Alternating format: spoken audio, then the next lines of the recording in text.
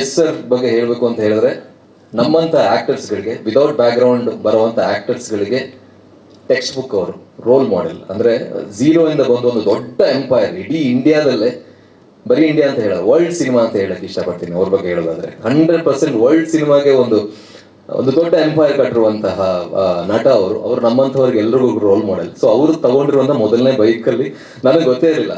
ನನಗೆ ಅಂದರೆ ಸಿನಿಮಾ ಮುಗ್ದು ಇನ್ನು ಪ್ರಮೋಷನ್ ಶುರು ಆಗೋವರೆಗೂ ನನಗೆ ಗೊತ್ತಿರಲಿಲ್ಲ. ಅದೊಂದು ನಮ್ಮ ಡೈರೆಕ್ಟರ್ ಒಳ್ಳೆ ಸ್ಪೈ ಏಜೆಂಟ್ ಥರ ಕೆಲಸ ಮಾಡಿದ್ದಾರೆ ಅಂತ ಒಂದು ಟಾಪ್ ಸೀಕ್ರೆಟ್ ಇಟ್ಟಿದ್ರು. ಬಟ್ ಹೇಳ್ತಾ ಇದ್ರು, ಸರ್ ಈ ಬೈಕಲ್ಲಿ ಏನೋ ಒಂದು ಸ್ಪೆಷಾಲಿಟಿ ಇದೆ, ಅದು ನಿಮ್ಗೆ ಗೊತ್ತಾಗುತ್ತೆ. ನಾನು ಏನು CBC, ಓಕೆ, ನಾವು ಕಾಲೇಜಲ್ಲಿ ಇದ್ದಾಗ ನಾವು ತುಂಬಾ ಇಷ್ಟಪಟ್ಟಂತ ಬೈಕು ಏನಿರ್ಬೋದು ಅಂತ ಅನ್ಕೋತಿದ್ದೆ. ಬಟ್ ಖುಷಿ ಇದೆ, ಆ ಬೈಕಲ್ಲೇ ಒಂದು ಒಳ್ಳೆ, ಅಂದ್ರೆ ಇಡೀ ಸಿನಿಮಾದಲ್ಲಿ ನನಗೆ ಇಷ್ಟ ಆಗಿರುವಂತ ಶಾಟ್, ಅದು ಒಂದು ಸ್ಟಂಟ್ ಎಲ್ಲ ಮಾಡಿದೀವಿ.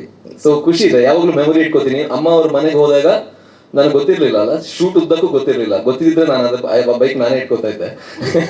ಬಟ್ ಅಮ್ಮ ಅವ್ರ ಮನೆಗೆ ಹೋದಾಗ ಆ ಬೈಕ್ ಜೊತೆ ಸೆಲ್ಫಿ ಎಲ್ಲ ತಗೊಂಡು ಇಟ್ಕೊಂಡಿದ್ದೀನಿ. ಎಲ್ಲೂ ಪೋಸ್ಟ್ ಮಾಡೋಕ್ಕಾಗಿಲ್ಲ, ಅದು ಟಾಪ್ ಸೀಕ್ರೆಟ್ ಅಲ್ವಾ ಇದು, ಎಷ್ಟು ಸಲ ಅವರ ಅಮ್ಮ ಪ್ರೊಡ್ಯೂಸ್ ಮಾಡೋದು ಅಂತ. ಸೊ ಹಾಗಾಗಿ ಪೋಸ್ಟ್ ಮಾಡೋಕ್ಕಾಗಿಲ್ಲ, ಇನ್ನು ಪೋಸ್ಟ್ ಮಾಡ್ತೀನಿ ನಾನು.